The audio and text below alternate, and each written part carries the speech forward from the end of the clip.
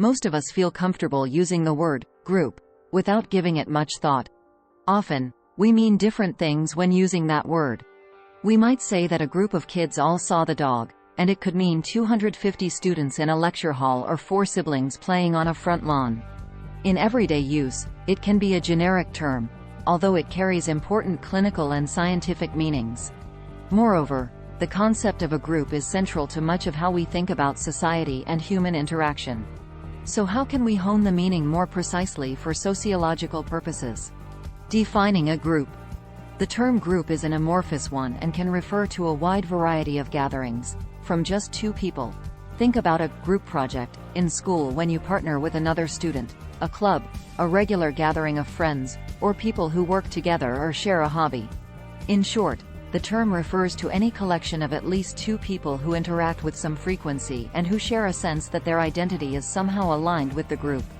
Of course, every time people are gathered, it is not necessarily a group. A rally is usually a one-time event, for instance, and belonging to a political party doesn't imply interaction with others. People who happen to be in the same place at the same time but who do not interact or share a sense of identity, such as a bunch of people standing in line at Starbucks, are considered an aggregate, or a crowd. Another example of a non-group is people who share similar characteristics but are not tied to one another in any way. These people are considered a category, and as an example, all children born from approximately 1980 to 2000 are referred to as millennials. Why are millennials a category and not a group? Because while some of them may share a sense of identity, they do not, as a whole, interact frequently with each other. Interestingly, people within an aggregate or category can become a group. During disasters, people in a neighborhood, an aggregate, who did not know each other might become friendly and depend on each other at the local shelter. After the disaster, when people go back to simply living near each other, the feeling of cohesiveness may last since they have all shared an experience. They might remain a group, practicing emergency readiness, coordinating supplies for next time, or taking turns caring for neighbors who need extra help.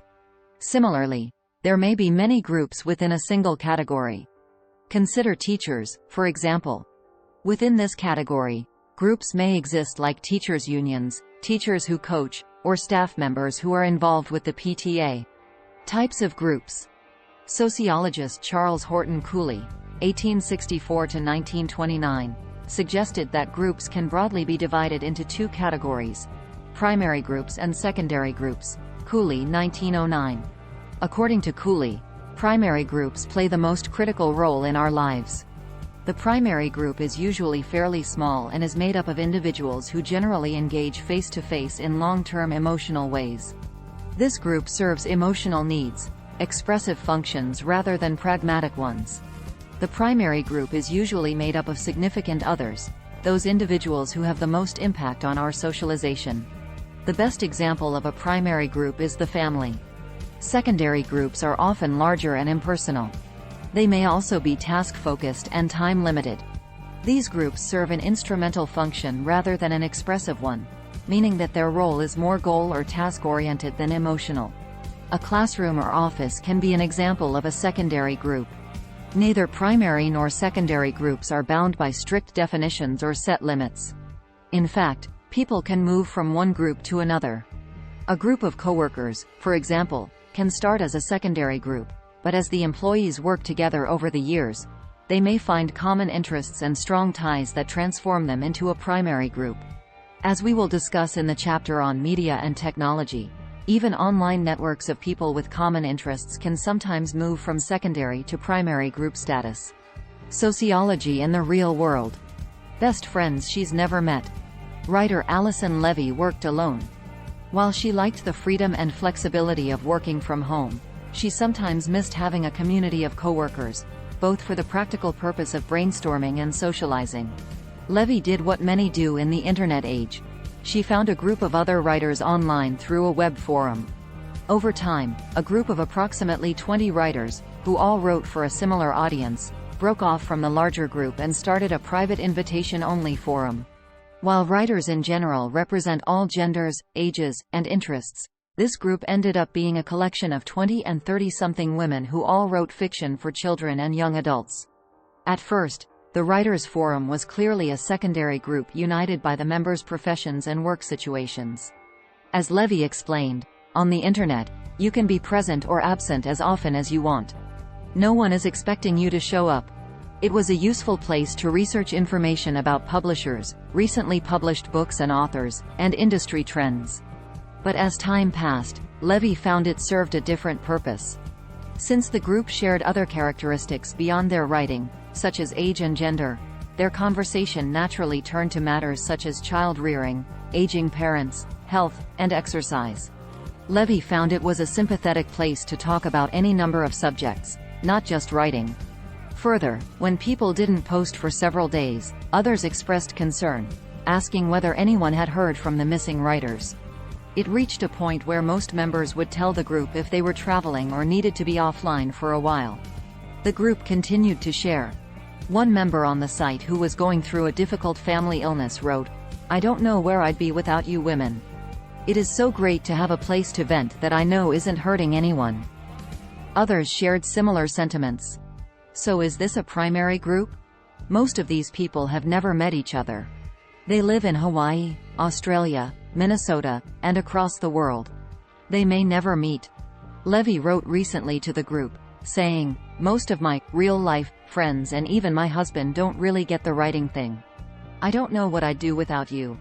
Despite the distance and the lack of physical contact, the group clearly fills an expressive need. In groups and out groups. One of the ways that groups can be powerful is through inclusion, and its inverse, exclusion. The feeling that we belong in an elite or select group is a heady one, while the feeling of not being allowed in, or of being in competition with a group, can be motivating in a different way. Sociologist William Sumner, 1840 to 1910, developed the concepts of in-group and out-group to explain this phenomenon. Sumner, 1906. In short, an in-group is the group that an individual feels she belongs to, and she believes it to be an integral part of who she is. An out-group, conversely, is a group someone doesn't belong to. Often we may feel disdain or competition in relationship to an out-group. Sports teams, unions, and sororities are examples of in-groups and out-groups. Primary groups consist of both in-groups and out-groups, as do secondary groups.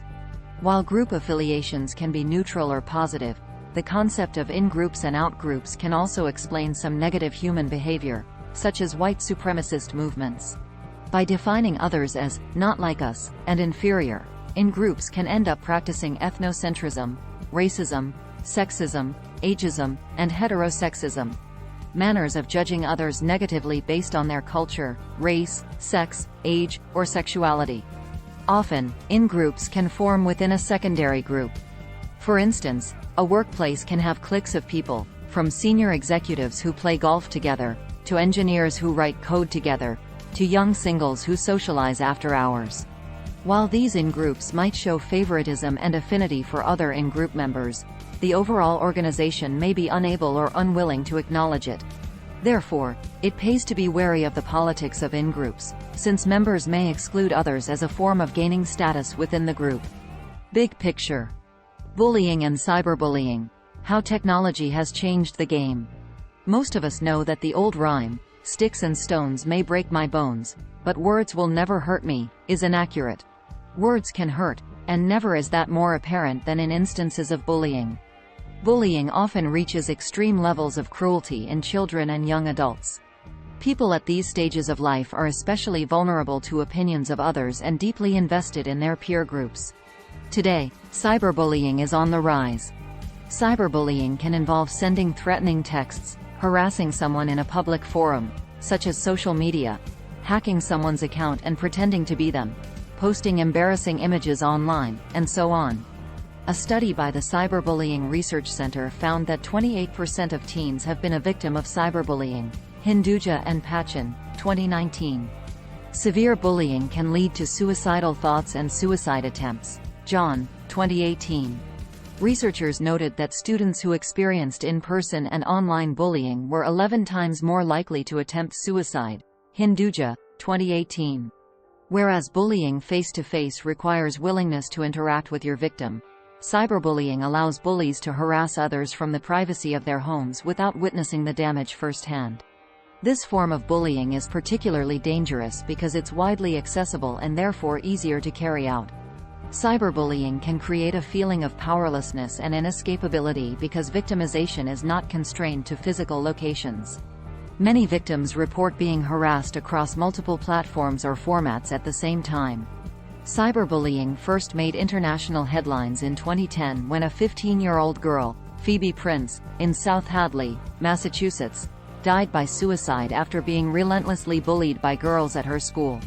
In the aftermath of her death, the bullies were prosecuted and the state passed anti-bullying legislation.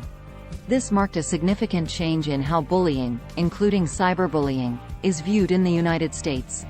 Now there are numerous resources for schools, families, and communities to provide education and prevention on this issue.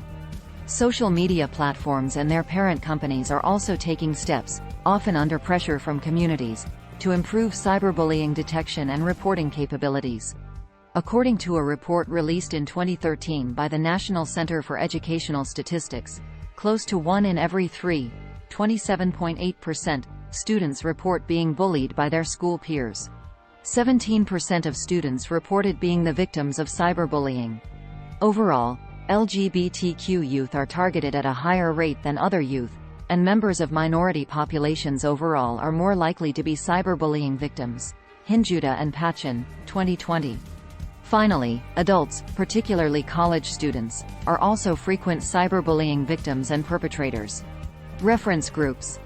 A reference group is a group that people compare themselves to. It provides a standard of measurement. In U.S. society, peer groups are common reference groups. Kids and adults pay attention to what their peers wear, what music they like, what they do with their free time, and they compare themselves to what they see. Most people have more than one reference group, so a middle school boy might look not just at his classmates but also at his older brother's friends and see a different set of norms. And he might observe the behaviors of his favorite athletes for yet another point of reference. Some other examples of reference groups can be one's cultural center, workplace, family gathering, and even parents. Often, reference groups convey competing messages. For instance, on television and in movies, young adults often have wonderful apartments and cars and lively social lives despite not holding a job.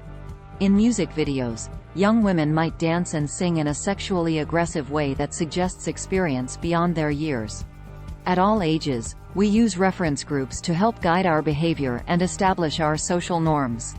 So how important is it to surround yourself with positive reference groups? You may not recognize a reference group, but it still influences the way you act. Identifying your reference groups can help you understand the source of the social identities you aspire to or want to distance yourself from. Sociology in the real world. College. A world of in-groups, out-groups, and reference groups. For a student entering college, the sociological study of groups takes on an immediate and practical meaning. After all, when we arrive someplace new, most of us glance around to see how well we fit in or stand out in the ways we want. This is a natural response to a reference group, and on a large campus, there can be many competing groups. Say you are a strong athlete who wants to play intramural sports, and your favorite musicians are a local punk band. You may find yourself engaged with two very different reference groups. These reference groups can also become your in-groups or out-groups. For instance, different groups on campus might solicit you to join. Are there fraternities and sororities at your school? If so, chances are they will try to convince students, that is, students they deem worthy, to join them. And if you love playing soccer and want to play on a campus team, but you're wearing shredded jeans, combat boots, and a local band t-shirt, you might have a hard time convincing the soccer team to give you a chance. While most campus groups refrain from insulting competing groups, there is a definite sense of an in-group versus an out-group. Them, a member might say. They're all right, but their parties are nowhere near as cool as ours. Or, only serious engineering geeks join that group. This immediate categorization into in-groups and out-groups means that students must choose carefully, since whatever group they associate with might define their friends for several years to come.